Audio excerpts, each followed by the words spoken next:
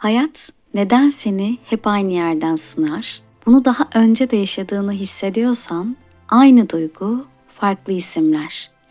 Aynı hayal kırıklığı, farklı yüzler. Ve içinden geçen o tanıdık cümle. Ben bunu daha önce de yaşamıştım. İşte tam burada dur. Çünkü bu bir tesadüf değil. Bu bir şanssızlık hiç değil.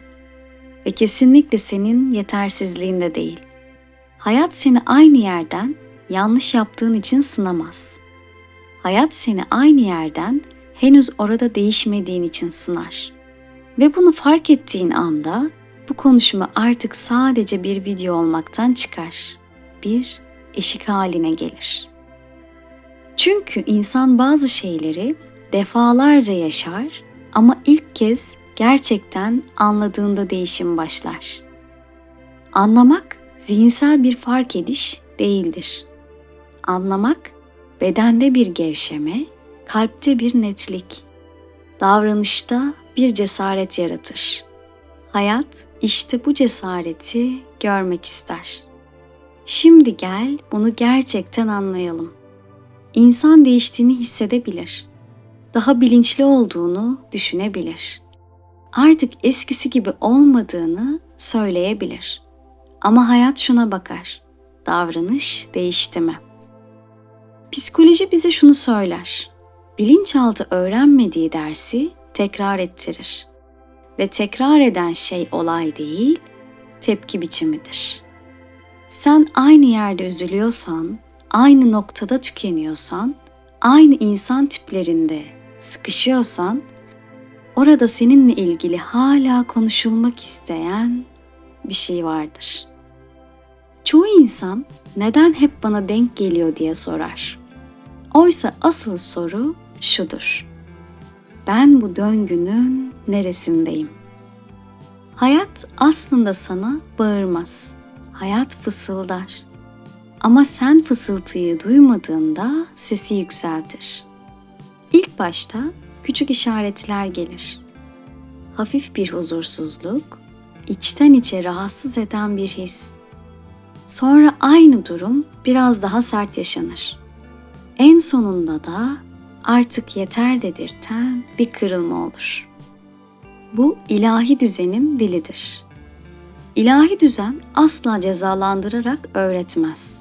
İlahi düzen tekrarla fark ettirir.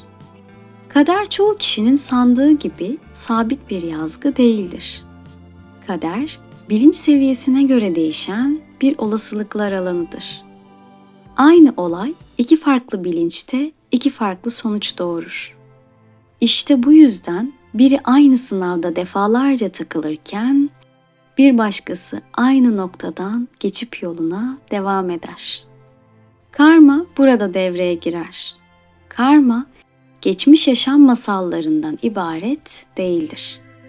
Karma bugünkü seçimlerin yankısıdır. Söylenmeyen hayırlar, görmezden gelinen kırgınlıklar, alışkanlık haline gelen fedakarlıklar. Bunlar karmayı oluşturur. Ve karma şunu sorar. Bunu gerçekten bilinçle mi yapıyorsun yoksa otomatik mi? İlk güçlü öneri tam burada başlıyor. Bir şey üçüncü kez başına geliyorsa artık olayı analiz etmeyi bırak. Orada kendinle temas kur. Beni neden üzüyorsun demek yerine ben neden bu durumun içinde kalıyorum diye sor. Bu soru seni suçlu hissettirmez. Bu soru seni özgürleştirir. Çünkü sorumluluk almak suçlanmak değildir. Sorumluluk almak gücü geri almaktır. Hayat seni en zayıf yerinden sınamaz. Hayat seni en büyüyebileceğin yerinden sınar. O yüzden aynı yerden sınanmak senin eksikliğin değil. Senin kapasitenin göstergesidir. Ama kapasite fark edilmezse yük olur. Potansiyel kullanılmazsa insanı yorar. Burada ikinci önemli öneri geliyor. Duygularını küçümseme, abartıyorum deme, ben böyleyim deyip geçme. Duygular bilinçaltının dilidir ve o dili susturursan hayat daha yüksek sesle konuşur. Üçüncü öneri daha da net.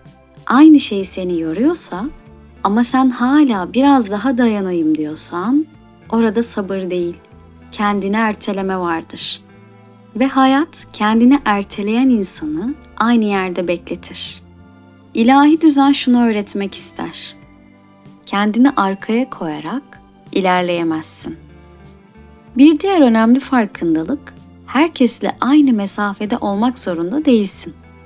Herkese aynı açıklıkta olmak zorunda değilsin. İyi niyet sınırsız olmak değildir. İyi niyet bilinçli olmaktır. Hayat seni aynı yerden sınarken aslında şunu sorar. Bu sefer kendini de bu hikayeye dahil edecek misin? Bir başka öneri daha. Hayat tekrar ettiğinde kaçma. Hemen yeni bir şeye sarılma. Hemen unutmaya çalışma. Dur, bak ve hisset. Çünkü kaçtığın her ders başka bir yüzle geri gelir. İlahi düzen acele sevmez ama fark edeni asla bekletmez. Sen bir adım attığında hayat da sana doğru bir adım atar. Ve şimdi yavaş yavaş sona yaklaşırken şunu kalbinde hissetmeni istiyorum. Eğer bu konuşmayı dinlerken boğazın düğümlendiyse, bir yerde durup derin nefes aldıysan, evet dediğin anlar olduysa yalnız değilsin. Aynı yerden sınanan herkes aynı yerden büyümez. Ama bir gün aynı kapıya geldiğinde artık oradan geçmezsin. Çünkü o kapı artık senin için kapanmıştır. Hayat seni orada tutmak istemez. Hayat seni oradan geçirmek ister. Ve şunu bil, bu sınavlar seni durdurmak için değil, seni kendine yaklaştırmak için var. Yalnız değilsin ve hiçbir şey boşuna yaşanmıyor. Şu an için bilmen gereken tek şey şu. Bu sınav seni durdurmak için değil, seni kendine götürmek için vardı. Beni dinlediğin için teşekkür ederim. Sevgiyle kal.